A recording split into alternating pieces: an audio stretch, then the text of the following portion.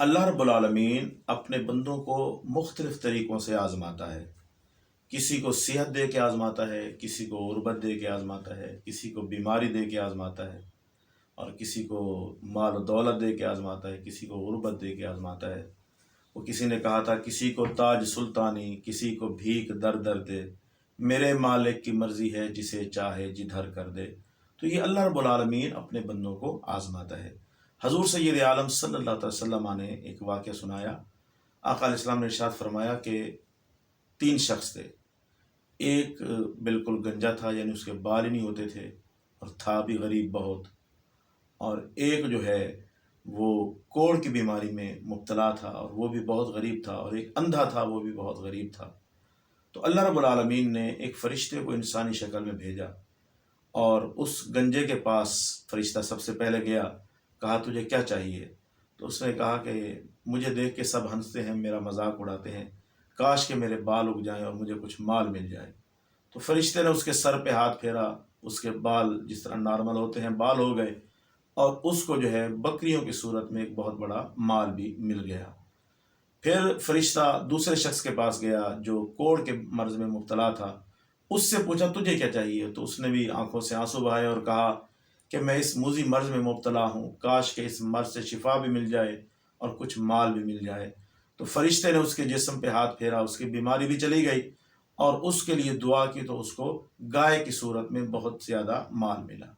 تیسرا شخص جو کہ آنکھوں سے اندھا تھا، فرشتہ اس کے پاس گیا، پوچھا تجھے کیا چاہیے؟ اس نے کہا میری تو دنیا ہی اندھیری ہے، میں نے تو آج تک کچھ دیکھا ہی نہیں ہے، میں نے اللہ کی بنائی ہوئی حسین دنیا کو آنکھوں سے نہیں دیکھا ہے، کاش کہ مجھے آنکھیں مل جائیں اور زندگی بسر کرنے کے لیے کچھ مال مل جائے۔ تو فرشتے نے اس کے چہرے پہ ہاتھ پھیرا، اس کو آنکھیں ٹھیک ہو گئیں، اور اس کو اونٹوں کی صورت میں بہت بڑا مال دیا گیا، بہت بڑی مقدار میں۔ تو اب وقت گزرتا رہا تو اللہ تعالیٰ نے اب ان کو بھی آزمانے کا فیصلہ فرمایا۔ تو سب سے پہلے فرشتہ جو ہے انسانی شکل میں اس شخص کے پاس گیا جو گنجا تھا، اور فرشتہ بھی اسی طرح بن کے گیا جس طرح وہ ماضی میں وہ شخص تھا گنجا۔ تو فرشتہ اسی طرح بن کے گیا اور غریب بن کے گیا، کہا کہ میں غریب ہوں اور اس طرح میں گنجا ہوں، لوگ مجھ سے نفرت کرتے ہیں، مجھ پہ ہنستے ہیں، میرے حالات بڑے خراب ہیں، میری مدد کر۔ اس نے کہا جا جا، میں تیری مدد کیوں کروں؟ اس نے کہا تو بھی پہلے ایسے ہی تھا، اب میں ایسے ہوں، میری مدد کر۔ اس نے کہا تجھے کس نے کہا میں ایسے ہوں؟ میں تو خاندانی رئیس ہوں، اور یہ جو میری خوبصورتی ہے یہ میری پیدائشی ہے، میں بالکل جو تو کہہ رہا ہے ایسا نہیں تھا، تجھے کسی نے غلط کہا ہے، میں تو خاندانی طور پہ رئیس ہوں۔ تو فرشتے نے کہا تو جھوٹ بول رہا ہے، اور اس سے وہ مال جو دیا گیا تھا وہ بھی چھین لیا گیا، اور اس کے جو بالوں کا معاملہ تھا وہ بھی واپس لے لیا گیا، وہ پہلے والی حالت میں دوبارہ آ گیا۔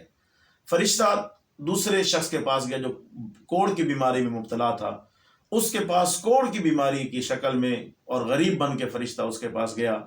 تو اس کو کہا کہ میں کوڑ کی مرض میں مبتلا ہوں اور میں غریب ہوں، میری مدد کر۔ اس نے کہا میں تیری مدد نہیں کروں گا، میرے پاس ٹائم ہی نہیں ہے، میرے قریب ہی نہیں آنا، میں تجھ جیسے غریبوں کو منہ ہی نہیں لگاتا ہوں۔ تو اس نے کہا کہ تو بھی تو پہلے ایسے ہی تھا۔ اس نے کہا نہیں، میں ایسے نہیں تھا، میں بالکل تندرست تھا، اور میں بھی خاندانی طور پہ مالدار ہوں۔ اس نے بھی یعنی جھوٹ سے کام لیا، تو اس سے بھی وہ سارا کچھ چھین لیا گیا۔ فرشتہ اب اس شخص کے پاس گیا جو پہلے اندھا تھا، اس کے پاس فرشتہ گیا اور کہا کہ اندھا بن کے گیا اور کہا کہ میں نابینا ہوں، دیکھ نہیں سکتا ہوں، اللہ کے نام پہ مجھے کچھ دو۔ اس نے کہا تو نے میرے محبوب کے نام پہ مانگا ہے، میرے مالک اور خالق کے نام پہ مانگا ہے، یہ اونٹ کھڑے ہیں سارے لے جا، سارے تیرے ہیں۔ اس نے کہا کیوں؟ اس نے کہا میں کچھ بھی نہیں تھا، میں نابینا تھا، غریب تھا، بے بس تھا، اللہ پاک نے مجھے آنکھیں بھی دیں، اور اللہ پاک نے جو ہے نا مجھے یہ مال دیا ہے، یہ سب اسی کا دیا ہوا ہے، تو لے جا۔ تو فرشتے نے کہا تجھے مبارک ہو، میں کچھ لینے نہیں آیا ہوں، بلکہ اللہ پاک نے مجھے بھیجا تھا تجھے آزمانے کے لیے، اور تیری طرح 2 اور بھی مجبور تھے لیکن وہ آزمائش میں ناکام رہے، اور تو آزمائش میں کامیاب ہو گیا۔ تو حاضرین محترم، اللہ پاک ہر حال میں انسان کو آزماتا ہے، ہر حال میں انسان کو جو ہے اللہ رب العالمین کی آزمائش سے گزرنا ہوتا ہے، خاص طور پہ جو اللہ کے پیارے ہوتے ہیں ان پر تو آزمائشیں آتی ہی ہیں۔ تو اس لیے ہم جس حال میں ہیں اپنے آپ کو آزمائش میں سمجھیں، اور ہر حال میں اللہ کا شکر ادا کریں۔ اللہ کا جو شکر کرنے والے ہوتے ہیں وہی کامیاب ہوتے ہیں۔ اللہ رب العالمین نے قرآن پاک میں ارشاد فرمایا لَإِن شَكَرْتُمْ لَأَزِيدَنَّكُمْ وَلَإِن كَفَرْتُمْ إِنَّ عَذَابِي لَشَدِيدٌ۔